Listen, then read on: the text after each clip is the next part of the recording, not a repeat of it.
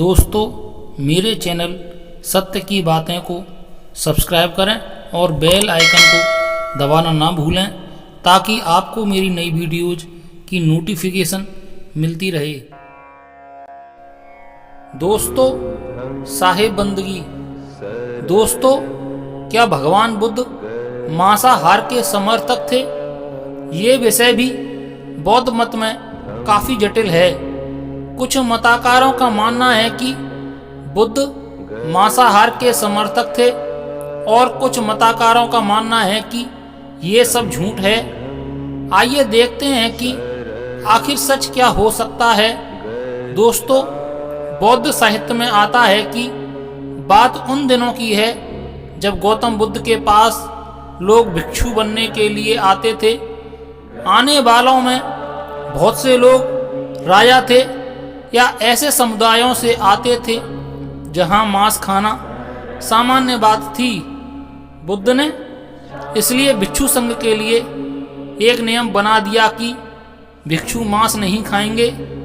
दूसरा नियम यह था कि भिक्षा करते समय भिक्षा पात्र में जो कुछ भी आएगा भिक्षु उसको ग्रहण कर लेंगे।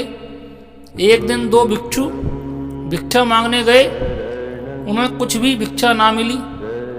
जब वे लौट रहे थे उसी समय उड़ते हुए कौवे के पंजों से छूटकर मांस का एक टुकड़ा सीधा एक भिक्षु के पात्र में आकर गिरा।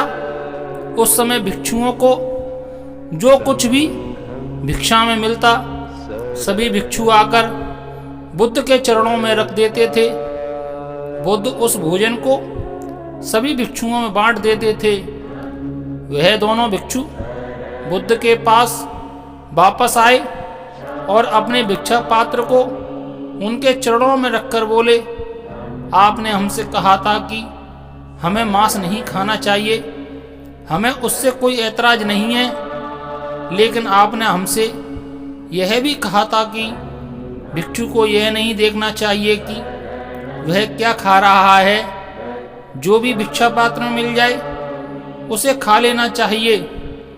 अब हमारे पात्र में मांस है, अगर उसे हम खाते हैं तो एक नियम तोड़ेंगे और नहीं खाते हैं तो दूसरा नियम तोड़ेंगे। हमें क्या करना चाहिए? दोस्तों, यही वह समय था जब बुद्ध पशुपेश में पड़ गए। बुद्ध ने बहुत सोचा। बुद्ध ने सोचा कि क्या ऐसी घटना हमेशा ही घटती रहेगी?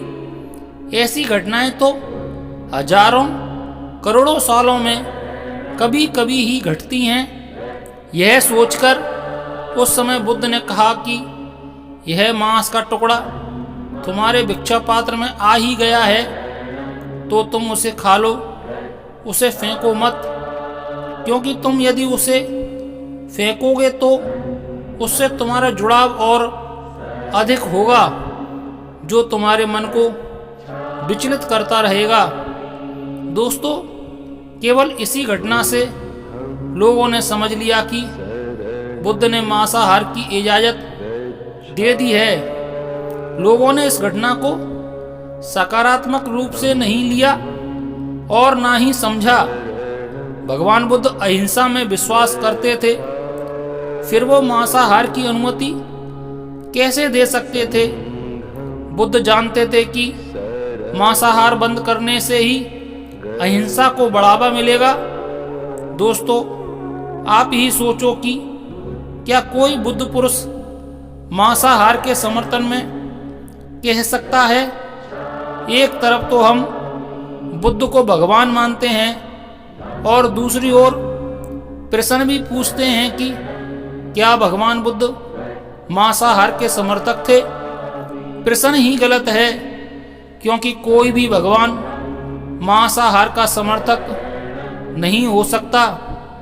इसलिए भगवान बुद्ध पूर्ण रूप से शाकाहारी थे और मांसाहार का समर्थन नहीं करते थे। साहिब बंदगी। नमो बुद्धाय। धन्यवाद।